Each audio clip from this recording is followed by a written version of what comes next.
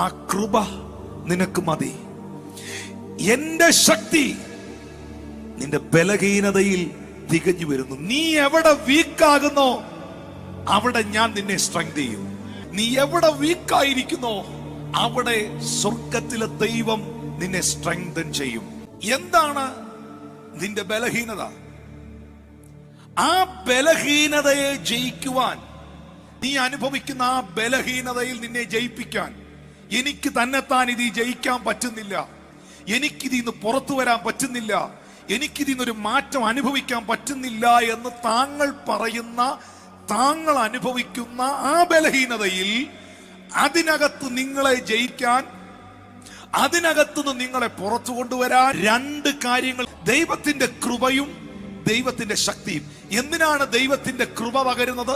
ദൈവത്തിന്റെ കൃപ പകരുന്നത് ആ കുറ്റബോധത്തിൽ നിന്ന്, ആ തിന്മയിൽ നിന്ന് നിന്നെ ഇനി തിരിച്ചു പിടിക്കാൻ. ആ കൃപ എന്തിനാ തരുന്നതെന്നറിയാവോ?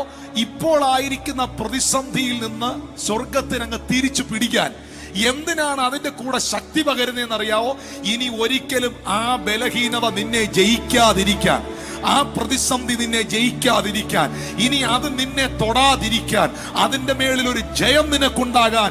ഇത് രണ്ടും ഒരുപോലെ സ്വർഗത്തിലെ ദൈവം നിന്റെ മേൽ പകരുമ്പോൾ പൗലോസ് പറയുകയാണ്, കഷ്ടതയുണ്ടെങ്കിലും, പ്രതിസന്ധി ഉണ്ടെങ്കിലും, ആങ്സൈറ്റി ഉണ്ടെങ്കിലും, സ്തോത്രം, പാനിക് അറ്റാക്കുകൾ ഉണ്ടെങ്കിലും, അകത്ത് യുദ്ധമുണ്ടെങ്കിലും, പുറത്ത് യുദ്ധമുണ്ടെങ്കിലും, ക്രിസ്തുവിന്റെ ശക്തി എന്റെ മേൽ ആവസിക്കേണ്ടതിന് എന്ന് പറഞ്ഞാൽ കൂടുതൽ ശക്തി എന്റെ മേലിലോട്ട് വരേണ്ടതിന്, കൂടുതൽ പവർ എന്റെ മേലിലോട്ട് വരേണ്ടതിന്, കൂടുതൽ ഗ്രേസ് എന്റെ മേളിൽ വെളിപ്പെടേണ്ടതിന് ഞാൻ അതിസന്തോഷത്തോടെ എന്റെ ബലഹീനതയിൽ പ്രശംസിക്കും.